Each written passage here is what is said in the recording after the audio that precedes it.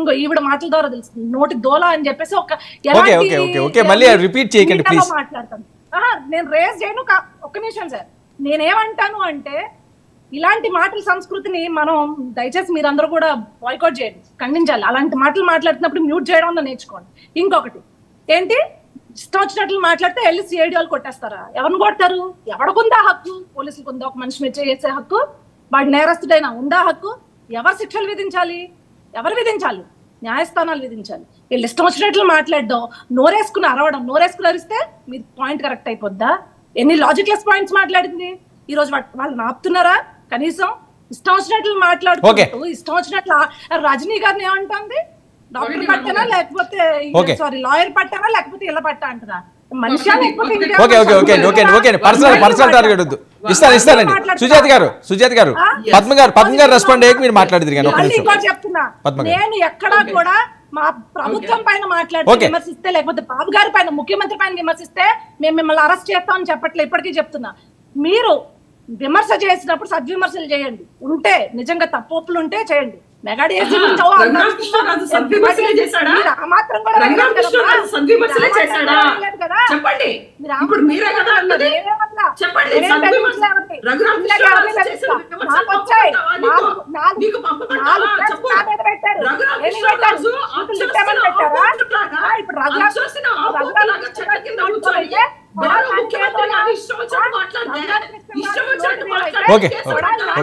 Anisha wait అండి, Anisha 1 minute, Anisha 1 minute.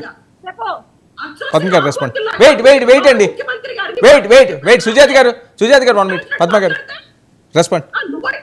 1 minute అండి, 1 minute. Sujatha గారు పద్మ గారు రెస్పాండ్ అయ్యాక మీరు మాట్లాడేది కానీ మీరు కన్క్లూడ్ చేద్దరు కానీ. 1 minute. పీసీఆర్ పద్మ గారు ఇది పరిస్థితి. మ్యూట్ చేశారు. సరే, ఇక్కడ మనం రఘురామకృష్ణం గారి గురించి మాట్లాడినప్పుడు ఫస్ట్ ఆయన్ని వ్యక్తిగా చూడాలి. ముందు ఎంపీ అనేది పక్కన పెట్టండి. ఒక వ్యక్తిగా ఇందాక మనం చెప్పుకున్నట్టుగా ఆయనకున్న అన్ని హక్కులు హరించి ఆయన ఏదో రచ్చబండ పెట్టి వాళ్ళకి ఇబ్బంది కలిగిస్తున్నాడు, ఏదో ముఖ్యమంత్రిని అనేస్తున్నాడు అంటే ఆయనే స్వయంగా అనేకసార్లు చెప్పారు. ముఖ్యమంత్రిని ట్రై చేశాను చాలాసార్లు కలవడానికి, పరిపాలనలో జరుగుతున్న లొసుగులు చెప్పడానికి, ఇబ్బందులు ప్రజలు పడుతున్న ఇబ్బందులు ఆయన దృష్టికి తీసుకెళ్ళడానికి చాలాసార్లు చేశాను. నాకు కనీసం అపాయింట్మెంట్ ఇవ్వలేదు, ఢిల్లీలో కానీ ఇక్కడ కానీ అపాయింట్మెంట్ ఇవ్వలేదు. సో నాకు వేరే దారి లేక నేను ఒక ఛానల్స్ ద్వారా ఇట్లా రచ్చబండ కార్యక్రమం పెట్టుకున్నాను అనేది చెప్పారు. అది మంచిదా చెడుదా అనేది నేను మాట్లాడను. బేసికలీ ఆయనకున్న సౌలభ్యం అది. ఆయనకి ఇంకో పద్ధతి తెలియక అది తీసుకున్నట్టున్నారు. సోషల్ మీడియా కానివ్వండి, ఇట్లా కొన్ని ఛానల్స్లో కానీ ఆయన చేశారు. దాంట్లో ఆయన నాకు గుర్తున్నంత వరకు నేను చూసిన ప్రోగ్రామ్స్లో ఎక్కడా కూడా ఆయన వ్యక్తిగతంగా ఏం విమర్శలు చేయలేదు. జగన్ గారిని పట్టుకొని ఏదో బాడీ షేమ్ చేయటమో లేకపోతే ఆయన ఏదో వ్యంగ్యం జోడించి కొంచెం హాస్యంగా మాట్లాడినట్టుగా అనిపించింది, కానీ ఎక్కడా ఆయన గురించి పెద్ద ఇబ్బందికరంగా ఏం మాట్లాడలేదు. కాకపోతే ప్రజలు ఎదుర్కొంటున్న ఇబ్బందుల గురించి, పాలనలో ఉన్న లొసుగుల గురించి ఎండగట్టారు. అది బహుశా వాళ్ళకి ఇబ్బంది కలిగించి ఉండొచ్చు, ఒక పొలిటికల్ పార్టీకి ఇబ్బంది కలిగించి ఉండొచ్చు. మీరు కేసు పెట్టుకోవచ్చు, ఇన్వెస్టిగేట్ చేయొచ్చు, దానికి మీకు అన్ని అధికారాలు ఉన్నాయి. Nobody questions that. కాకపోతే విచక్షణ లేకుండా ఒక వై కేటగిరీలో ఉన్న ఎంపీని ఇక్కడ నుంచి లిఫ్ట్ చేసి ఆయన్ని తన్నుతూ తీసుకెళ్తూ ఇక్కడ ఆయన ప్రొడ్యూస్ చేయకుండా, ఇక్కడ ట్రాన్సిట్ ఇదేమీ తీసుకోకుండా స్ట్రైట్గా ఆయన అక్కడికి తీసుకువెళ్ళి ఆయన మీద హత్యా ప్రయత్నం చేశారు అనేది ఆయన ఆరోపిస్తున్నారు. దాన్ని ప్రూవ్ చేసుకోండి. మీరేం తప్పు చేయనప్పుడు మీరు భయపడాల్సింది ఏమీ లేదు కదా. ఇప్పుడు వాళ్ళకి ఎలా హక్కు ఉందో, స్టేట్కి ఎలా హక్కు ఉందో ఒక వ్యక్తి మీద కేసు బుక్ చేయడానికి, అలాగే ఒక ఇండివిజువల్కి కూడా ఉంటుంది. మన లీగల్ సిస్టంలో that's the beauty of our legal system. మన కాన్స్టిట్యూషన్ మనకి ఇచ్చిన రైట్ అది. That nobody can deny it. ఆయన ఎంపీయా, సామాన్యుడా, ఇంకొకళ్ళని కాదు, everybody has that right. So ఇప్పుడు సుజాత గారికి కానీ నాకు కానీ ఎవరికి ప్రాబ్లం ఉండాల్సిన అవసరం లేదు ఆ విషయంలో.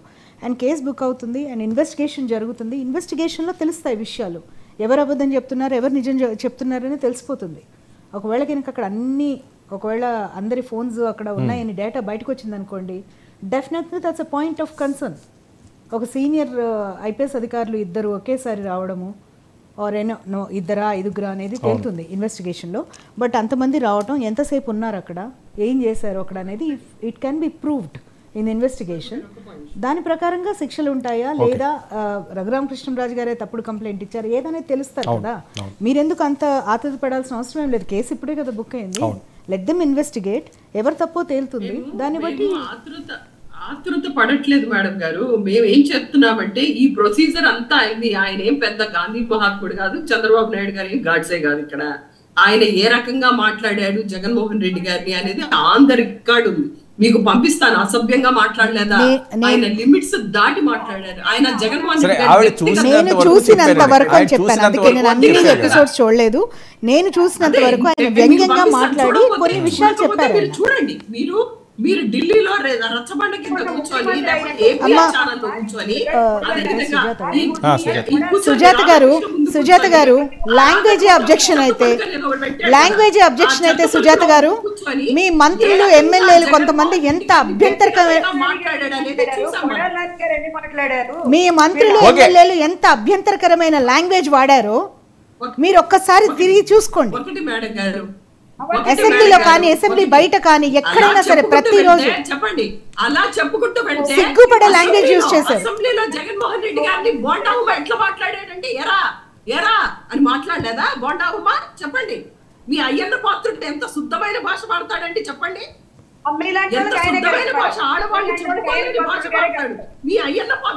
ఎవరు కూడా వైఎస్ఆర్సీపీ టైంలో ఎమ్మెల్యేలు మీ ఎంపీలు మినిస్టర్స్ వాడి లాంగ్వేజ్ అసలు ఎవ్వరు ఒప్పుకోలేని తీరుగా ఉందండి. అది మీరు సమర్థించొద్దు. అది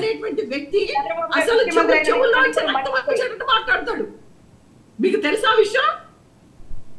తెలుసండి. జగన్మోహన్ రెడ్డి గారిని ఉద్దేశించి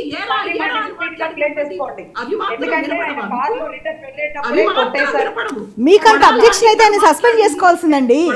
మీకు if it was such a big problem to you ఎందుకు సస్పెండ్ చేయలేదు? మీరు సస్పెండ్ చేసుకోవాల్సింది. అప్పుడు మీకు అంత అబ్జెక్షనబుల్ ఉంటుంది. మేమెందుకు చేస్తామండి? మీ పార్టీ మెంబర్ని, మీ పార్టీ ఎంపీని, మీ పార్టీ సస్పెండ్ చేస్తాం. మాకేం సంబంధం? ఆవిడ బీజేపీ, మాకేం సంబంధం? అది అనుషాకి చెప్పండి. నేనంటోంది మీ పార్టీకి, మీ గౌరవ ముఖ్యమంత్రి గారికి అబ్జెక్షనబుల్ ఉన్నప్పుడు you could have suspended him. Disciplinary action అది అనుషాకి మీరు చెప్పండి. అది అయ్యన పాత్రుడికి ఈవిడికి సంబంధం ఏంటి? ఈవిడ సస్పెండ్ చేస్తారు. అయ్యన పాత్ర కాదు, లేదు అయ్యన పాత్ర గురించి చెప్తున్నారు.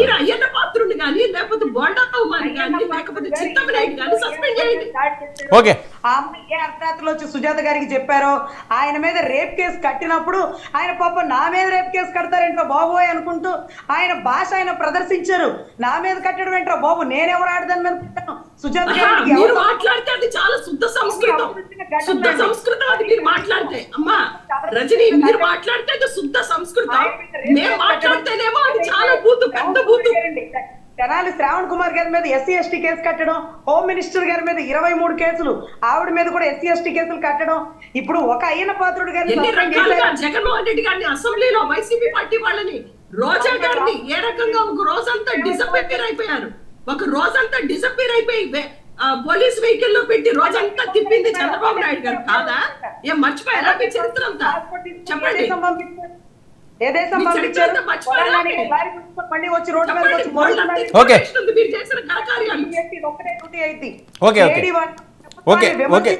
కొట్టడం బిగిన్ చేస్తే ఇక మొత్తం క్యూ లైన్ లిస్ట్ లో ఉంటారు.